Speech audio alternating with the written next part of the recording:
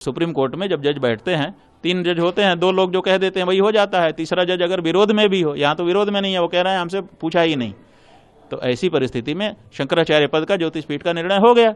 अब इसमें आदित्यनाथ कौन होते हैं? इसमें दूसरा कोई दिगर व्यक्ति कौन होता है जो आकर के प्रश्न खड़ा करे? इसका मतलब कि आप शंकराचार्य परंपरा की जो विधि व्यवस्था है स्थापित, उसमें आप हस्तक्षेप करने का कहीं ना कहीं से प्रयास कर रहे हैं और जनता में भ्रम फैलाने की कोशिश कर रहे हैं।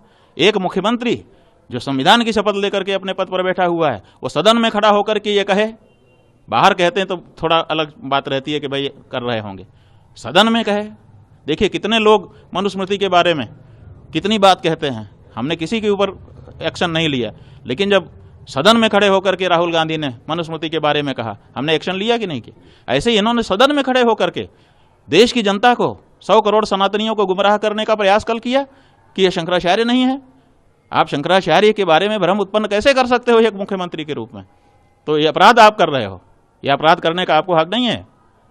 आप बात ऐसी बोल रहे हो जो लगे कि सिद्धांत रूप से तो ठीक है कि कोई भी नहीं लिख सकता, लेकिन जो शंकराचार्य है वो तो लिखेगा, उसमें कैसे आप प्रश्न चिन्ह उठा रहे हो? उससे कैसे पूछ रहे हो कि तुम सिद्ध करो कि तुम शंकराचार्य हो? यही तो सवाल है। तो ये जो इनके मन में अहंकार आ गया कि जिसको हम कहेंगे वही शंकराचार्य होगा, जिसको हम नहीं कहेंगे वो अब शंकराचार्य ही नहीं रहेगा, ये सनातनियों के साथ, सनातनियों के अधिकार में, सनातनियों की परंपरा में हस्तक्षेप है, जिसे किसी भी दशा में स्वीकार नहीं किया जा सकता। एक बार प्रयागराज में प्रशासन ने भी सवाल उठाया था, तो आपने जवाब दे दिया था। भाई हमने जवाब दे दिया। अब शासन उठाया है, उन्होंने कहा कि कोई धार्मिक जवाब। भाई ये धार्मिक जवाब हमने दे दिया ना। हमने क्या कहा? देखिए आपके सुप्रीम कोर्ट में कोलेजियम सिस्टम है, जो सिटिंग जज हैं वही नया जज भरते हैं। ऐसे ही हमारे शंकराचार्यों में 2500 साल से चला आ रहा है कि जब शंकराचार्य का कोई पद वैकेंट होगा तो बाकी के 3 शंकराचार्य मिलकर के उसमें व्यवस्था बना देंगे, उसी दिन निर्णय हो जाता है, एक झटके में निर्णय हो जाता है। उसके बाद क्या है? उसके बाद ये भ्रम फैलाने वाले लोग आ करके तरह तरह के वक्तव्य दे करके जनता में भ्रम फैलाते हैं। ये एक बार जब आपने निर्णय कर दिया किसी भी बारे में तो निर्णय हो जाता है, फिर रोज रोज न्यायालय नहीं बैठता है, रोज रोज निर्णय नहीं होता है। तो एक बार जब वो प्रश्न था उस समय निर्णय हो गया, 2 पीठ के शंकराचार्य ने हमारा अभिषेक कर दिया, बहुमत का निर्णय हो गया, खत्म। तीसरी पीठ पुरी के शंकराचार्य जी महाराज का है, उन्होंने साफ एफिडेविट पर कहा है कि हमसे मांगा ही नहीं समर्थन, इसलिए हमने दिया नहीं। तो आप बताइए कहाँ है हमारा 3 शंकराचार्यों में विरोध? और जब 3 शंकराचार्यों में हमारा विरोध नहीं है तो हमारा निर्णय हो चुका। अब इस पर प्रश्न चिन्ह जो उठा रहा है, जो विषय सुप्रीम कोर्ट के द्वारा निर्णित, ये देखिए सनातन धर्म में शंकराचार्य सबसे बड़ा है। तो जब शंकराचार्यों ने कोई निर्णय कर दिया है तो अब ये आदित्यनाथ जैसे लोग जो एक महंत हैं वो उस शंकराचार्यों के निर्णय पर प्रश्न उठाएंगे, सुप्रीम कोर्ट के निर्णय पर लोअर कोर्ट और हाई कोर्ट प्रश्न उठाएगा। जब शंकराचार्यों का किसी मामले में निर्णय हो गया तो किसी पंडित को, किसी विद्वान को, किसी संस्था के अध्यक्ष को, किसी मठ के महंत को अधिकार रहता है? आप बताओ। हिंदू धर्म में जब सर्वोच्च शंकराचार्य हैं और जब शंकराचार्य ने कोई निर्णय कर दिया, माने हिंदू धर्म की सुप्रीम कोर्ट ने जब निर्णय कर दिया, तो किसी मठ मंदिर के महंत को यह अधिकार हो गया कि वो अब शंकराचार्यों के निर्णय पर प्रश्न चिन्ह उठाए? यह अनधिकार चेष्टा है।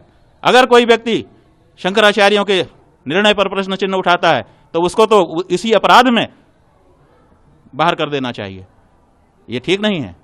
इसलिए यहां पर शंकराचार्य के बारे में तत्काल निर्णय हो गया, कभी वो बात की नहीं है। आप कहते हैं कि सुप्रीम कोर्ट में फिर किस बात का केस है? अगर ये प्रश्न उठाते हैं, जैसा कि उठा करके भ्रमित करने की कोशिश की जाए, सुप्रीम कोर्ट में ये केस नहीं है कि हम शंकराचार्य हैं कि नहीं। सुप्रीम कोर्ट में ये केस है कि एक व्यक्ति अपने आप को शंकराचार्य कह रहा है, इसको रोका जाए, ये गलत कह रहा है अपने आप को। हमारे गुरुजी ने स्वामी वासुदेवानंद के ऊपर यह केस किया था निषेधाज्ञा के लिए कि साहब इसको रोक दीजिए, ये अपने आप को गलत ढंग से शंकराचार्य कह रहा है, शंकराचार्य नहीं है ये। तो वो उनको रोका जा चुका है, लोअर कोर्ट से रोक दिया, अपील कोर्ट से रोक दिया, हाई कोर्ट से रोक दिया, अब सुप्रीम कोर्ट में लिंगर करके बैठे हुए हैं। ये केस नहीं है कि हम शंकराचार्य हैं कि नहीं है, केस ये है कि इनको रोक दिया जाए। हमने किया हुआ है उनके ऊपर केस, तो अगर हम फौजदारी कर लेते तो आप सही होता कि जा करके उनको पकड़ करके धक्का मार के कह देते कि चुप, उनका बोर्ड वोर्ड फाड़ देते, ये सही होता? क्या ये भारत के कानून के अनुसार होता? हम तो भारत के कानून के अनुसार फौजदारी ना करके सिविल में गए, कोर्ट से कहा कि ये व्यक्ति अपने आप को गलत कह रहा है, इसको रोक दीजिए। सन 89 में गए और सन 89 से लेकर के आज 2026 हो गया, आज तक आपके भारत की कोर्ट इस बात का निर्णय नहीं कर पाई। इसमें दोष शंकराचार्य जी का है, इसमें दोष तो आपके भारत की कोर्ट का है कि इतना लंबा समय इतने छोटे से प्रश्न के लिए क्यों लगाती है। इसका मतलब है कि भारत की कोर्ट ये चाहती है कि चीज़ें पड़ी रहें और इस पर निर्णय ना हो पाए।